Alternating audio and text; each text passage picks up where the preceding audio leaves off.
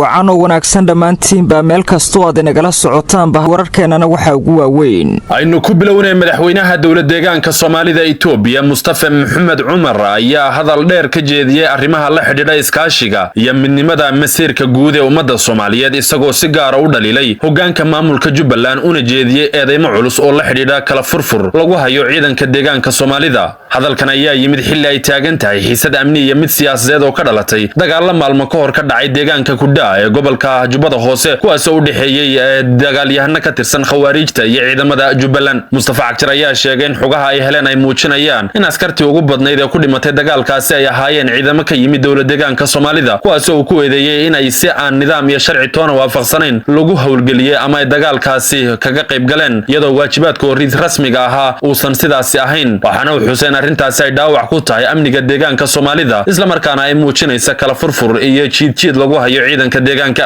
madaxweynaha deegaanka Soomaalida ayaa si toos safarta ugu fiiqay hoggaanka Jubbaland gaar ahaan Axmed Madoobe isagoo ku wadeeyay maamulkaasi uu ka faa'iideysanayo ciidamo ka soo jeeda deegaanka Soomaalida isla markaana ku lug leeyahay kala dirid iyo adeegsiga askar aan hoos iman taliskiisa rasmiga ah waxa uu sheegay in tani aysan ahayn dhacdo ku cusub Jubbaland balse ay tahay arrin soo noqnoqotay oo horeyba digniino looga bixiyay isagoo hadalkaasi wata Mustafa Cagjar ayaa xuseen dawladda deegaanka Soomaalida aysan marnaba ka soo horjeedin in la taageero dadaalada lagula dagaalamayo kooxaha argagixisada ee al-shabaab balse ay si adag uga soo horjeedaan in ciidamo ka tirsan dawladda deegaanka Soomaalida loo adeegsado dagaal aan loo marin hanaan sharci ah wada tashi amni iyo safgarad u dhaxeeya dhinacyada ay khusayso waxaana uu ku baaqay in la ixtiraamo nidaamka amniga deegaanka Soomaalida lagana fogaado talaabooyin iyo dhaawac kalsoonida wada shaqaynta dhinaca kale madaxweynaha DDS ayaa si balaaran uga hadlay midnimada ummadda Soomaaliyeed isagoo ku adkeeyay inay tahay arrin lagama maarmaan ah oo aan laga tanaasuli karin waxa uu sheegay in ummadda Soomaaliyeed ay wadaagaan taariikh diin dhaqan iyo arrimo kale isla markaasina aysan jirin wax ka muhiimsan in la ilaaliyo wadajirkaasi Mustafa Cagjar ayaa carabka ku adkeeyay in midnimada Soomaaliyeed ay ku dhisan tahay ilaalinta diinta islaamka iyo dhaqanka suuban ee ummadda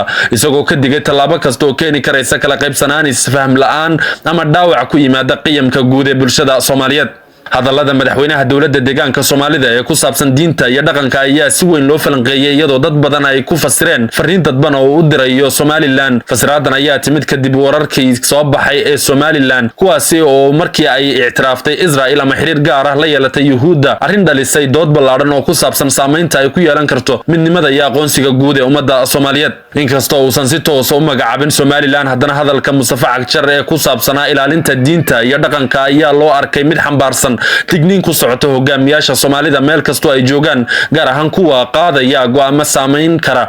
qiyamka diimeed iyo midnimada bulshada waxaana uu ku baaqeen masiirka ummadda Soomaaliyeed lagu hago wada tashi mas'uuliyad iyo tixgelin buuxda oo la siiyo dareenka guud ee shacabka Soomaaliyeed khubaro siyaasadeed iyo falanqeeyaal amni ayaa arrimaha gobolka ayaa ku tilmaamay in hadalka madaxweynaha dawladda deegaanka Soomaalida uu muujinayo doorka sii kordhaya ee deegaanka Soomaalida ee ku aadan arrimaha guud ee Soomaalida gaar ahaan amniga xuduudaha dhaqdhaqaaqa ciidamada iyo ilaalinta midnimada bulshada ee ka baxsan xuduudaha Itoobiya waxaana ay xuseen in deegaanka Soomaalida si toos ah u saameeyo wixii ka dhaca koonfurta Soomaaliya Jubbaland iyo Somaliland maadaama ay wadaagaan xuduud dhaqan iyo dan amni oo isku xidhan